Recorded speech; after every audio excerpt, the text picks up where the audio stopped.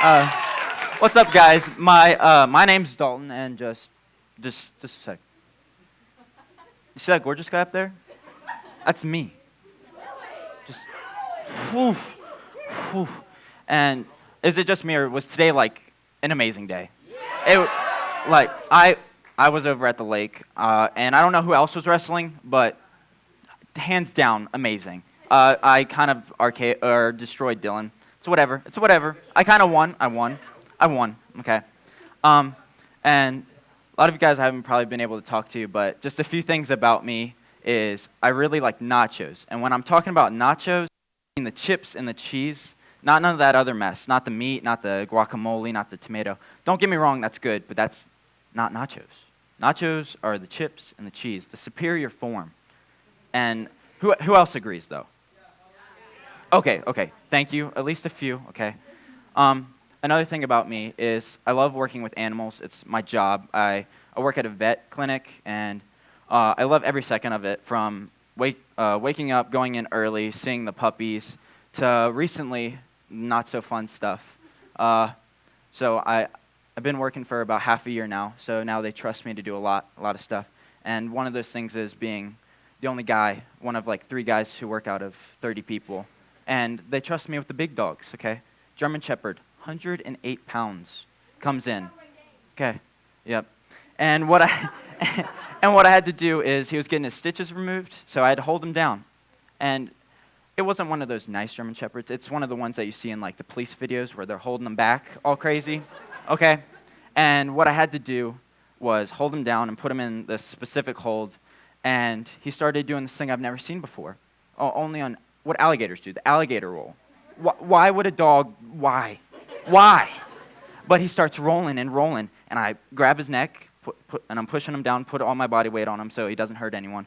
But he somehow reaches around his head and grabs my hand. And I don't have a photo of it, but I had a puncture wound going straight in between my knuckles that was bleeding for about 2 minutes because I couldn't let go. And what happened was I actually went in and got surgery in our clinic. And it was just great. It was just an all-around fun time. And don't get me wrong, I love my job, but what I really love is my weekends, okay? Weekends are the best, chilling with the bros, you know? I got 2 choices on my weekends, the unhealthy and the healthy option. Unhealthy option is the most common one, chilling on my phone, watching TikToks, going on Instagram, just scrolling.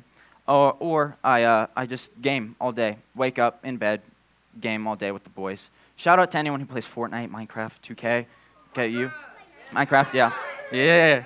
Okay. Or, I choose the one that I probably should be doing, schoolwork, I got the work due on Monday. It's Sunday at 12. And I finally decided to do my homework when I had all week to be able to choose to do that. And just like the freedoms I have on the weekend to choose what I want to do, I have the freedom to choose unhealthy and healthy thoughts and words.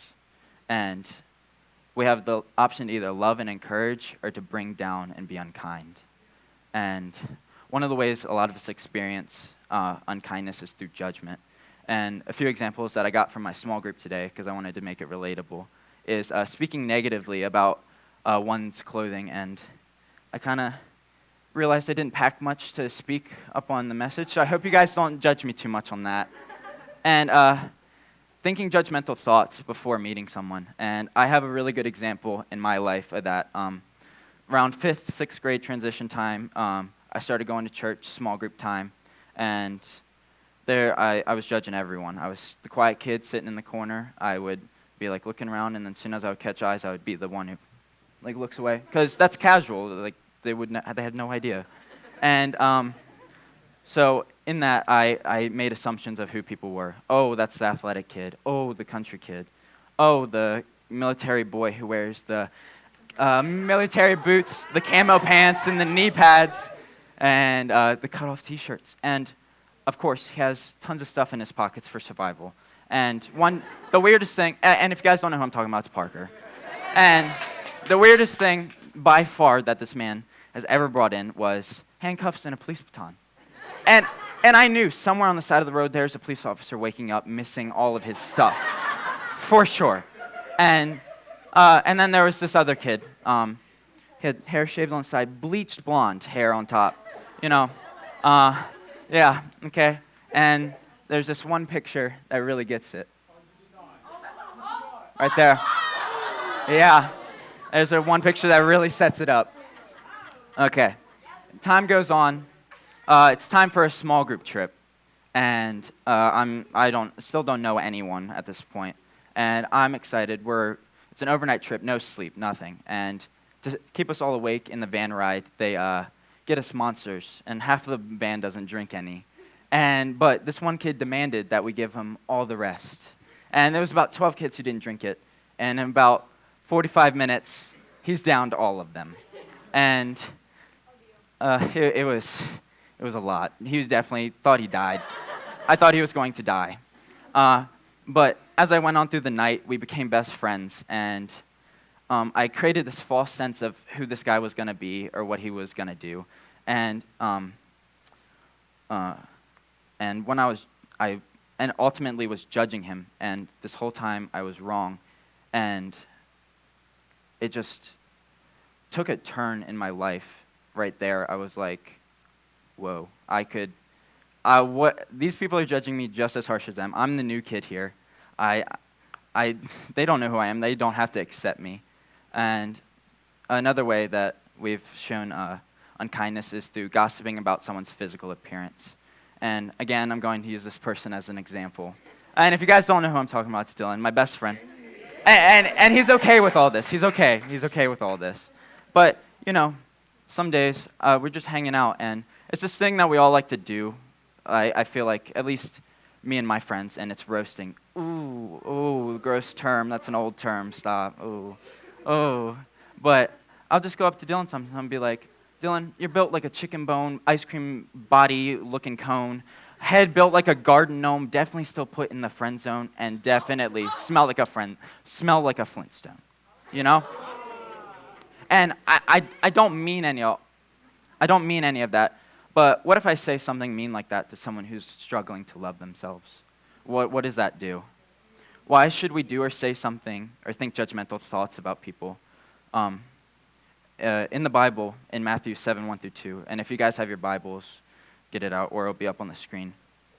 Do not judge others, and you will not be judged, for you will be treated as you treat others. The standard you use in judging is a standard by which you will be judged. So if I judge others harshly, I'll be judged just as hard. And if I take a step back in my life, I'm like, whoa, God. Like, whoa. That's kind of a harsh reality for me. I have no right to be judged or to be judging others because I don't live the best life. I go out and do what I want. I please what I want. I go out and I sin. I don't place God first all the time. And with that being said, God is the ultimate judge. I have no reign or judgment over other people. For it says in Isaiah 33:22, for the Lord is our judge. Isaiah 66:16, for the Lord will execute judgment. Psalms 56, and the heavens declare his righteousness, for God himself is judge. Psalms 75:7, but God is the judge. This goes on and on throughout Scripture, but I just wanted to choose these four. And I'm talking a lot about judgment here, and I don't want to just tell you guys, don't judge, and what do you do in place of judgment? Just be quiet and don't say anything? No. The opposite of judgment is love and encouragement. When we judge, it tears people down. It demotivates them. Judgment has the potential to destroy love. But when we encourage and love, it builds up their confidence.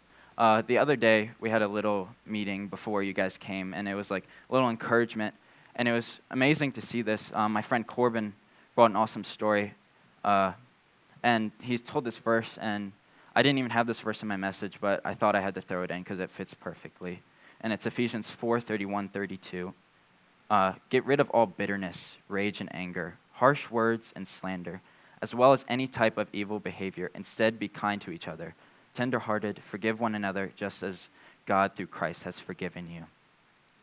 And I was super nervous going into this. It's my first big speaking up on stage, and I went to a friend, and he really helped me through all this, and he told me like what to say, what to do, and he said I don't want to change too much because what God has put in your heart is perfect.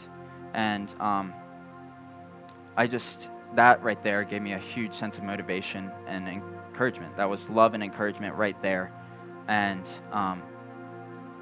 it just blew me away, and just my confidence skyrocketed, and I was excited to actually teach you guys. At first, it was just all nerves, and I'm like, oh, they're going to judge me. They're going to judge me. But I came in here super excited, and I hope to motivate you guys as well, that in turn my showing you how to love others, that you will actually go out and do that, and they'll see Jesus through you. We're all given the freedom to choose either to love or to judge, but the Bible encourages us to do the first, which is love. In Galatians 5:13-15, "For you have been called to live in freedom, my brother and sisters, but do not use your freedom to satisfy your sinful nature. Instead, use your freedom to serve one another in love." There's the love word right there. For the whole law can be summed up by this one command: love your neighbor as yourself. But if you're always biting and devouring one another, watch out, beware of destroying one another. Paul said this to the Galatians so that they had a reminder that they had freedom, but that freedom comes at a choice, to love or to be unkind. But Paul, being as wise as he was, didn't just put it there. He didn't leave it open. He reminded them that the goal of faith and freedom is to love. We need to love one another. God has shown me time and time again that you are valuable. He sent his son to die for me. It blows my mind to know that he died for me, even after all the wrong and sin I've done. It gives me a huge sense of that sense of self-value and worth and love that I should go out and turn and do to others. But I don't want to leave you with that. God didn't just send his son to die for me. He died for everyone, all of you. You are valuable and worthy to him. So, and with that being said, you are just as worthy as love as the person sitting next to you.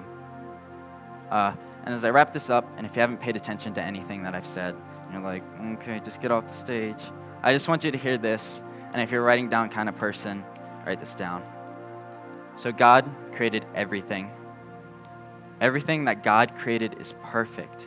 If everything is perfect, that means God don't make no junk. You guys hear that? God don't make no junk. So if God made it, we should love it. Since we're all made by God, we should love each other unconditionally. Unfortunately, though, sin has distorted our perfection that God has designed. Yes, sin is there. We are imperfect, but God didn't want to leave it at that again. He sent his son to die for us and to redeem us and clean us of our sin. And that encourages me, and hopefully that encourages you guys as well, to step out in your faith. And maybe tonight you haven't accepted the Lord. Maybe tonight's the night, you know. And if that is you, come up to one of us in the green shirts. I'm not wearing it, but anyone else, any of the staff, your house parent, someone, just let them know. And the final thing I want to say, I want you to think about this one question: how can I love someone today? Okay, I love all you guys, and you matter. And I'll pray us out as the band comes up.